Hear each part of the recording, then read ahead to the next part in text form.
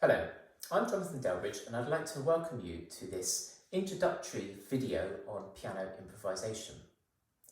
This video is designed to introduce a longer video I've made on this topic which explores it in greater detail, and you can access that by following the link in the description below this video. Now, there are many benefits to improvisation. Firstly, you get to make up your own unique pieces of music, which is a wonderful thing to be able to do. Secondly, it's going to greatly enhance your oral skills, so you are going to understand more about how melodies are formed, about how harmony works and rhythm. This is going to be a great advantage for doing oral tests and things like that. It's one thing to study all the theory, but when you actually put it into practice and listen to it and explore what's happening on the piano, it will really develop those skills further.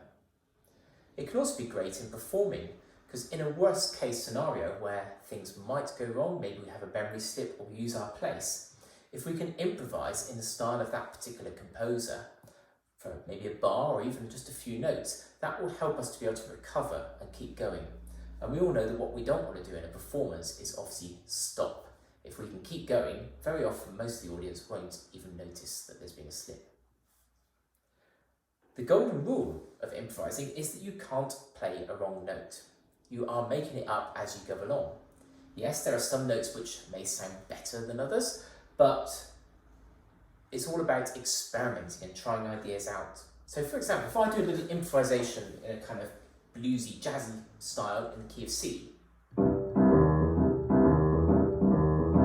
if I play a C sharp, that's pretty clashy.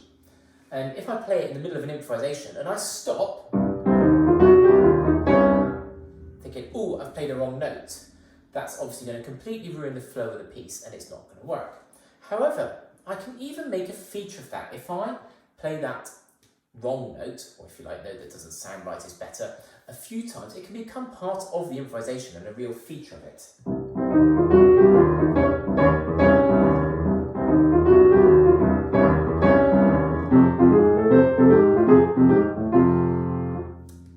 And that can be quite effective actually. I could even play the note and then resolve it to another note.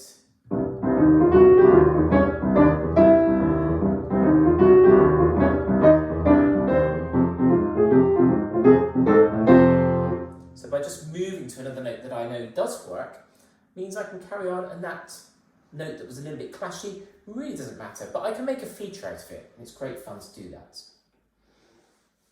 So let's look at how we might start improvising at the piano if we've never really experimented with this before. And a really useful scale is the pentatonic scale. As its name suggests, it's got 5 notes.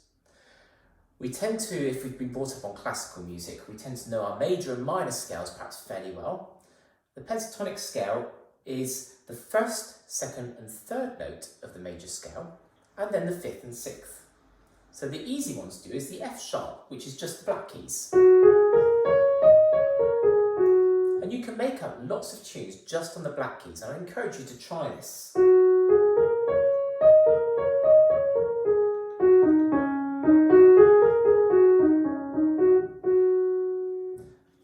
Great exercise to experiment. If you jump around a lot,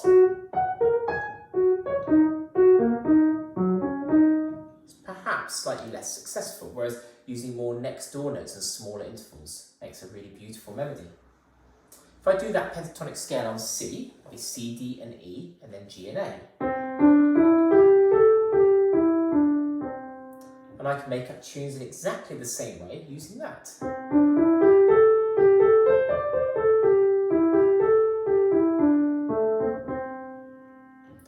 I can add chords in the left hand.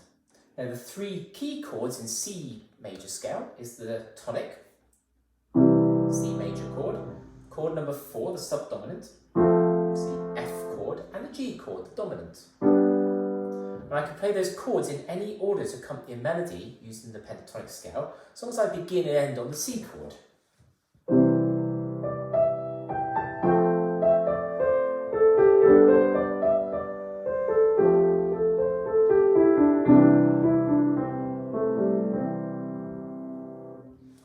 And so I'd really encourage you to experiment with that, making up melodies and then adding in some simple harmonies. I hope you found this useful, and hopefully that's got you some ideas of how to get into improvising a little bit at the piano. As I said, if you're interested in discovering this topic in more detail, follow the link in the description below the video and you'll then be able to access the full tutorial on improvisation, where we'll look into how to make more complicated accompaniments, use lots of different scales, improvise in all sorts of different styles, in all different keys, and just really explore the subject in quite a lot more depth and give you plenty of things to try in your own practice. Just to finish off this little tutorial, I'm going to take that C pentatonic scale and I'm just going to play us out by improvising a piece based on that scale. So this is all based on the scale we were just looking at, with various different accompaniment ideas in the left hand.